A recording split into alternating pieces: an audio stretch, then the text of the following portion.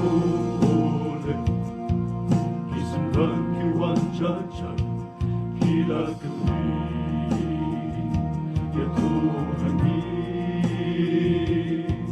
Harulong ulit Isimban kiwan jajag Kilakali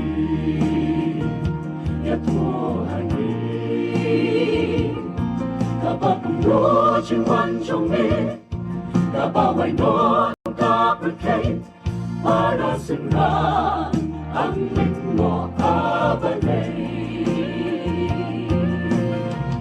Jisun mula yaku kaki sumarman ang syukor yakin Norigen mo nakajingan Nakatagay mo kesket lang Yakin priwan pinmaklang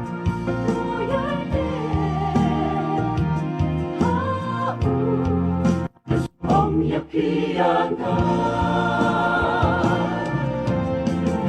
Sa Diyos mo siya pang kitwa At sinagitwa Hinay banja Huwag kang snopala Ganjaban real kanyang yale Ya ganjaban real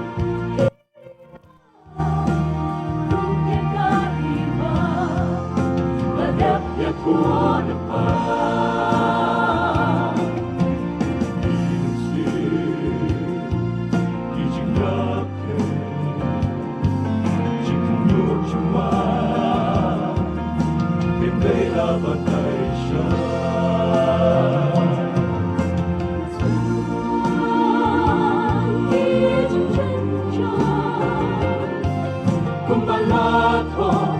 pandemyak cingkuran Jingbin shitong jingbin ya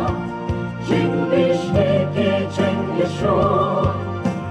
Ikris nam dergin mi In syukur yashibu Hakli kabapun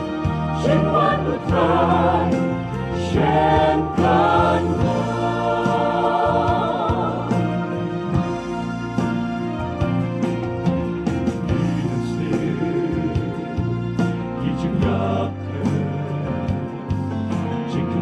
Cuma